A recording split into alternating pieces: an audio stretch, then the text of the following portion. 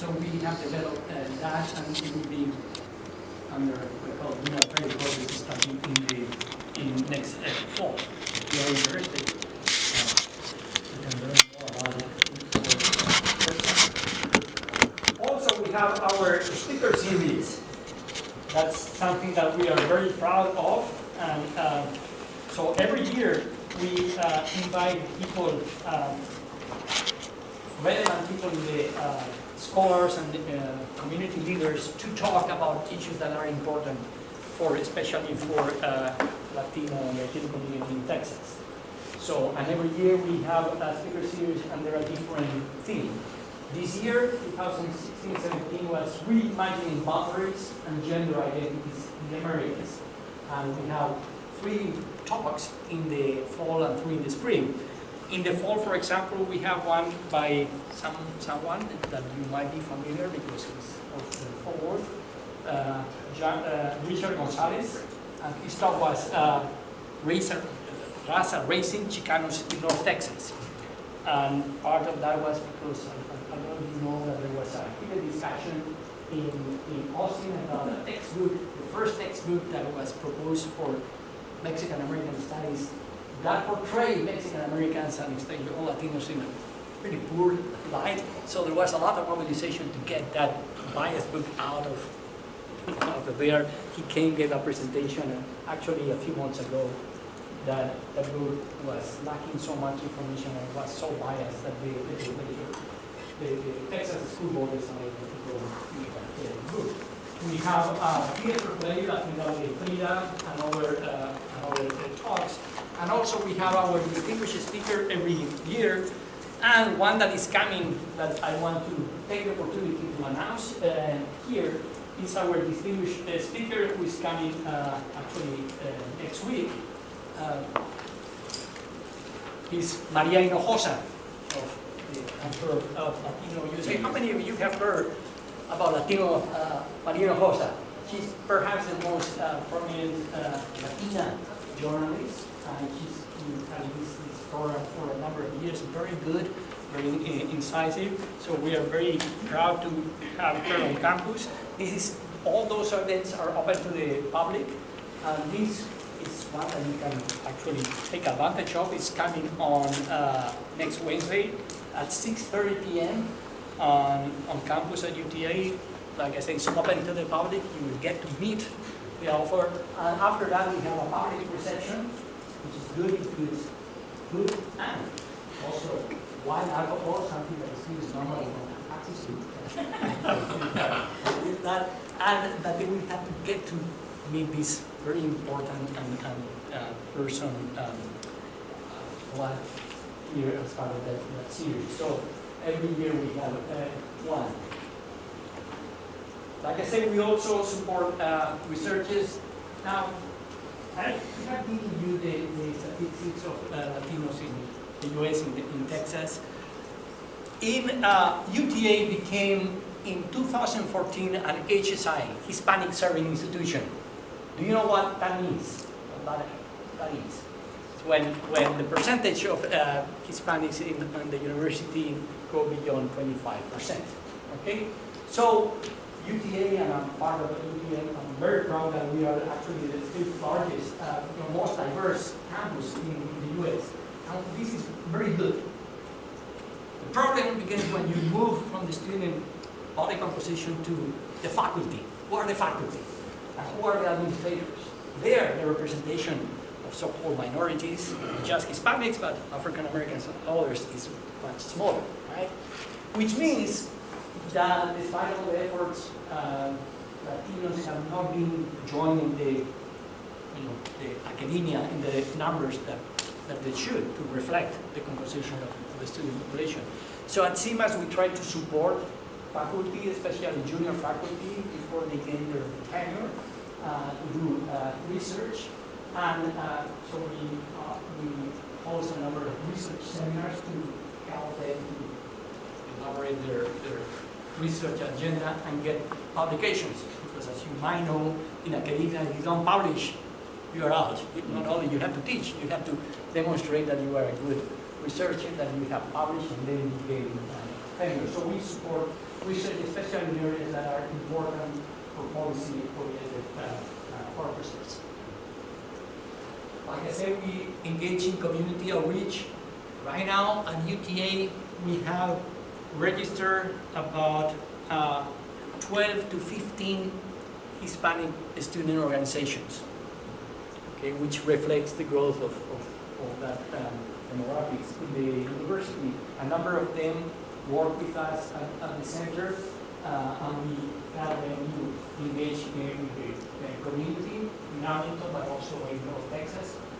This is, I think, intensely they have baskets. They go to neighborhoods with low-income Hispanic families and give away baskets of food. We also engage in, this semester we started an internship program so that students will have a direct opportunity to gain credit with working and serving the community. One with Proyecto Inmigrante. How many of you have heard about Proyecto Inmigrante?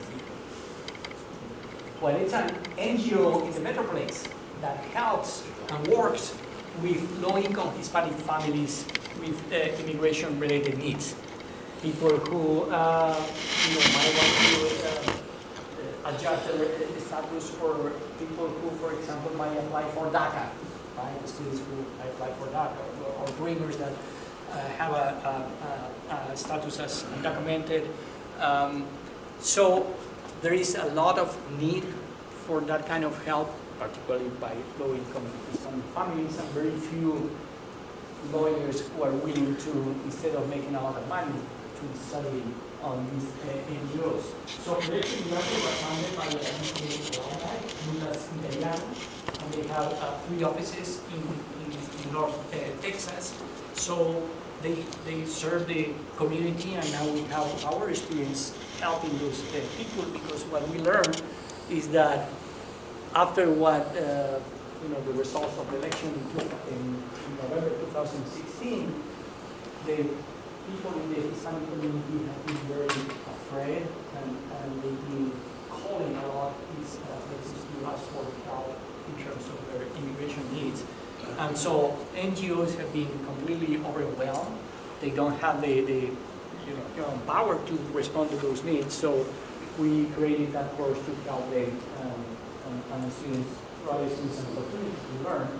Also, we have other internships working with the Arlington Public Library, in which parents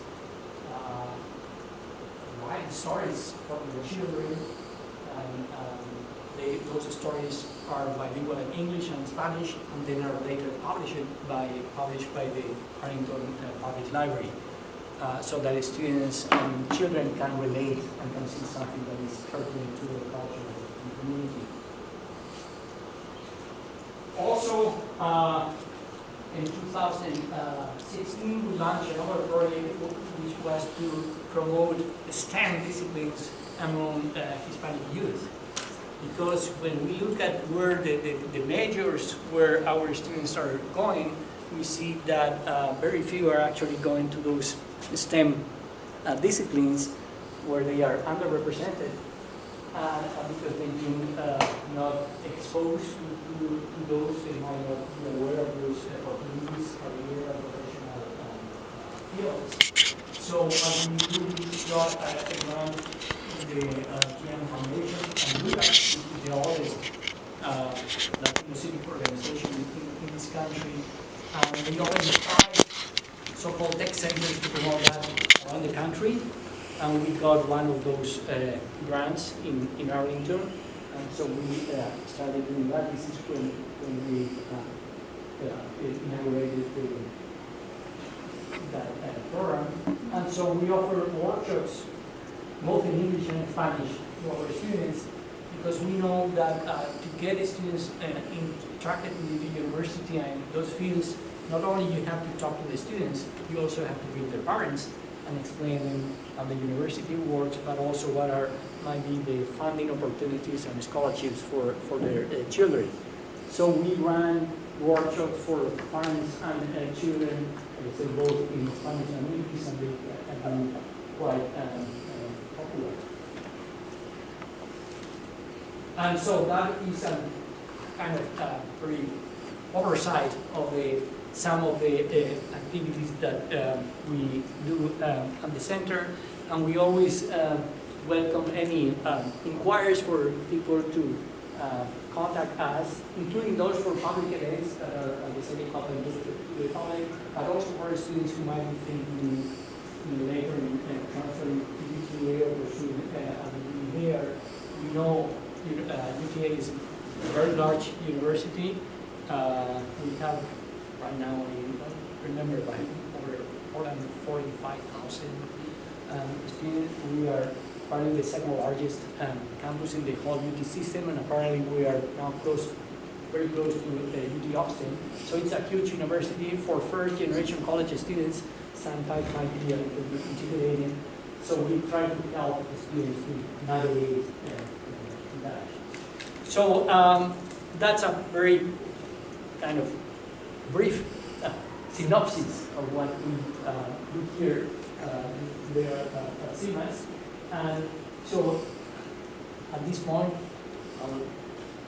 I will open up to questions or discussion, and then we can maybe get more depth of any of the topics that I have touched and covered that I have.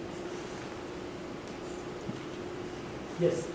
From a faculty perspective, obviously this campus in particular for Tarrant County College, our service area is profoundly Hispanic, and our graduates are a huge portion of what we produce here. And a large portion of those students go to UTA. So I guess my question is, how can we develop a relationship with your center that would benefit our students? And maybe an open-ended question, and I'm hoping some of my colleagues here especially. So we have a lot of those transfer students, and we have some statistics. I am not completely familiar with that, but I know that more people do.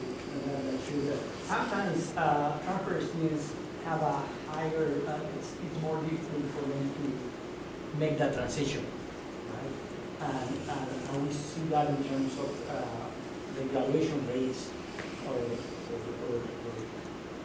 or how they do in the first 2 years, which are critical, as we know. So the university has developed a number of programs to pay particular attention to those transfer students. And you know, when we have HSI, when you become HSI, you can apply for Title V grants at the federal level, and we got a very good grant from that is called IDEAS that works with those students. Now, having said that, with so many students coming, and like I said, many of them first generation, it's not difficult to get lost because orientation sessions are massive, and the students are inundated with so much information.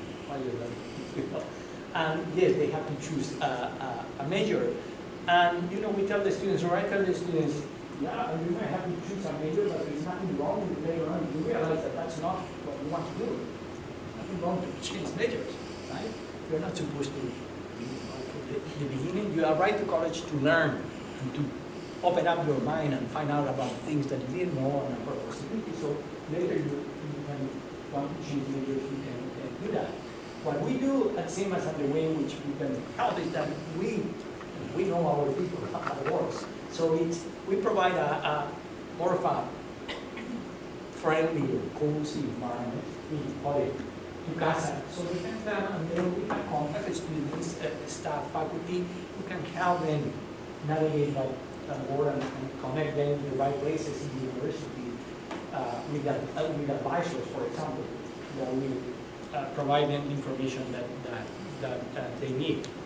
So, if we have that, I'll be more than happy to connect you with not just with CMAS, but other entities in the universities that we are trying to bring and facilitate the transition for transfer students. Well, that leads to a more specific question then, because you mentioned advising. I wonder if there could be a relationship developed between your center and some of our students prior to transfer, in which they could be advised if they want to transfer to UTA. in other words, it's always better for our students to be advised by the receiving organization so that it's more streamlined. Yeah. Now, I thought, it may eventually lead to a more formal transfer agreement, which would be great, but it might start with just a simple, I wouldn't use the word recruiting, but it's just a relationship where students interested in coming to UTA who are Hispanic might be interested in a minor, whatever major there is in Hispanic studies, could get some advising and make that process a little more streamlined, and therefore increase the success rate of those students. Yeah. So the answer is yes, and we'll be happy to do that because we already do that informally. There is nothing there. So maybe we can formalize that. Once the word is spread out and the students come to us, and sometimes, normally it's the department, the major, who tells them about the minor, but it can be the other way around. If we could have that dialogue happening before transfer, rather than waiting for them to transfer and come into your offices. Yes, and so that's what we also want to do because of two reasons. First of all, because we want to help our students, our hard and work with the students, but also the research shows that when you do that, retention rates are higher and performance increases. So that's important to do it. So yes, I'll be happy to do that. Before he leaves, he might need to go down to our transfer center and make a connection there. Okay, sounds good. Time. All right. Yes. Yeah, okay, I have kind of two questions really. Sure.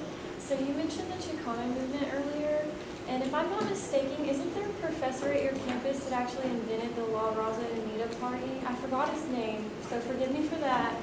My phone's dead, or I would look it up, but I think my government teacher took his course at your campus.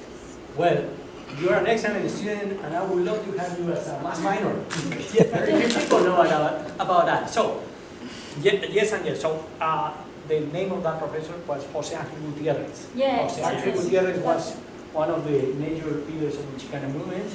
There were some in California, New Mexico, Colorado. Here in Texas, and the valley was Jose Angel Gutierrez in Crystal City. Yeah. He was providing a voice for the youth.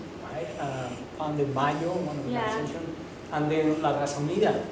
After that, he was hired by UTA, and he was the founder of the Center for Mexican American Studies, and he was the first director of the Center for Mexican American Studies for a few years. Then he stayed as a faculty in political science, and he retired about 2 or 3 years ago. So he doesn't teach there anymore? No, he became emeritus. He was teaching at UTA for a long time, but an important part of his legacy was to help. Because I know that they started like the Los Cinco's, that was like the first Latino government officials in Crystal City that kind of spread all the way across the country with the La Raza Unida party, and they kind of put the Latinos on the political platform and helped gain their rights to vote with, like, I think it was President Lyndon B. Johnson that did that when he put the soldier in the unknown with the Arlington cemetery. But my next question for you was going to be, you said that you don't have fair representation for your students, that over 25% of the population is Latino, but not the staff. So that could potentially be from like past inequality in education, so there may not be as many professors available now, but if there's that many students that are Latino, do you think in the future that it'd be a lot easier to get that equal representation in the next few generations? Well, so yeah, what I'm saying is, minorities, including Latinos, are underrepresented in the branch of the faculty, and when you go up to the administration, that is even smaller, right? So the question is, how do you address that? Well, there are no any laws that there that can help you to do that, but we know from history that when students press to have to change, that's normally when administrators start paying attention to education, right? So change doesn't come automatically; it has to be brought by people who think things should change rather than the status quo.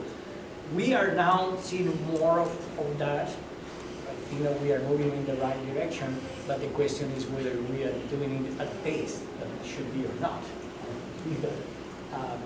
you know, especially here in North Texas, I think that we are behind places in the country, especially, you know, compared to California Yeah. and South Texas. So there is need for more push to change that.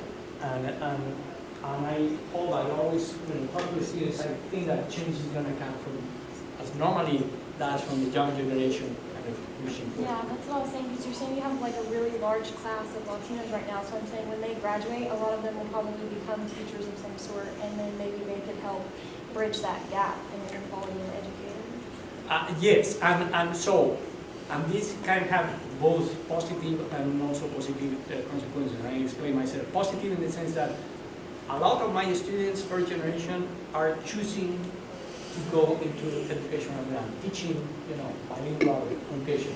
That's great. We need a lot of those students, right? But at the same time, we are not going to other fields that are not just the present but the future fields, where, you know, many of the jobs that those students are going to be working haven't been invented yet. And so that's why I'm saying there is on STEM disciplines, there are very few students, and especially if you, by gender, very few Latinas in STEM. We have to change that.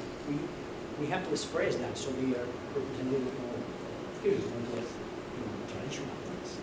Yeah, I don't know the exact statistics, but I know in Congress there's like less than 30% women, period, and then the minorities have like only 7% of that. So I guess some 23% would be like the majority, and then I don't know the actual numbers, but I know that women don't have fair representation like across the board in with politics and I assume educational administration as well. Yes.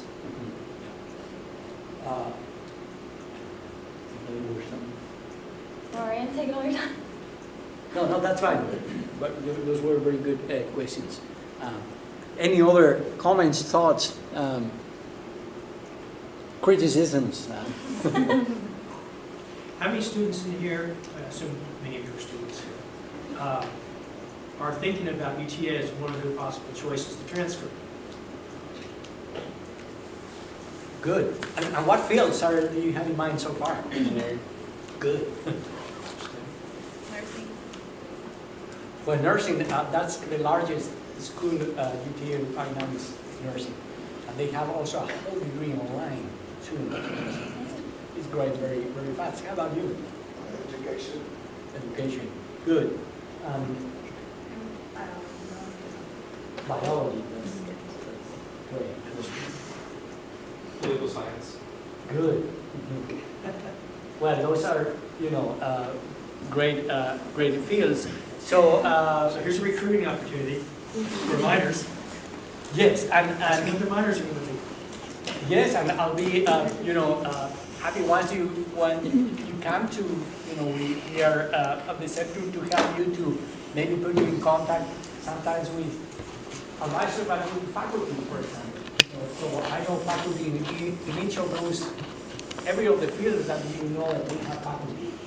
So it's always good also to have a connection there with a professor or professora, right? It helps.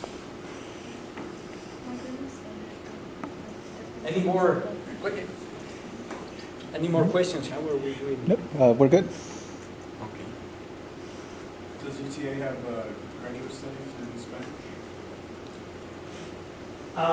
They do have a master course.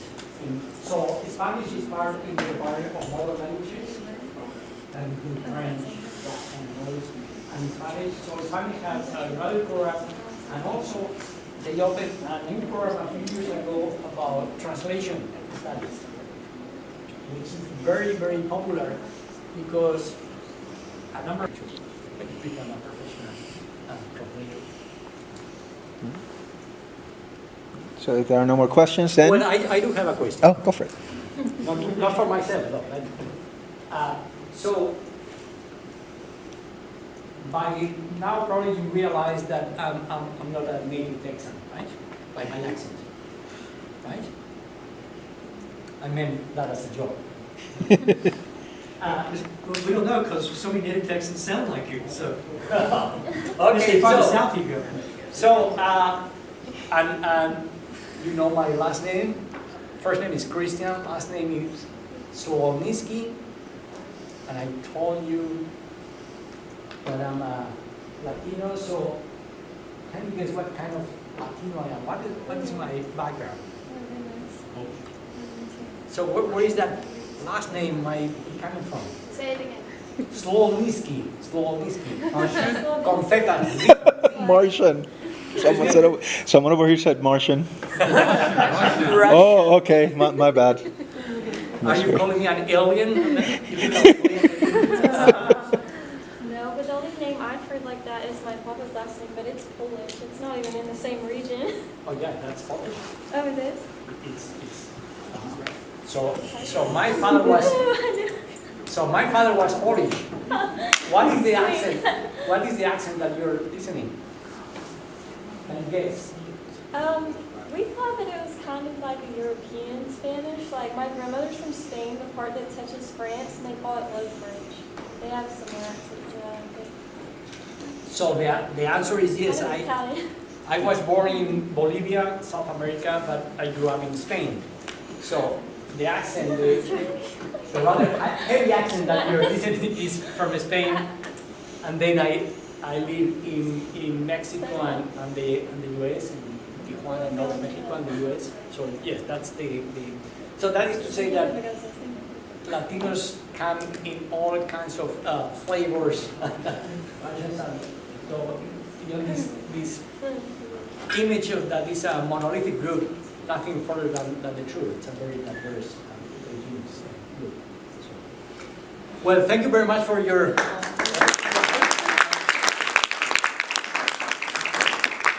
And I'd like to pass some of the flyers for the speaker series.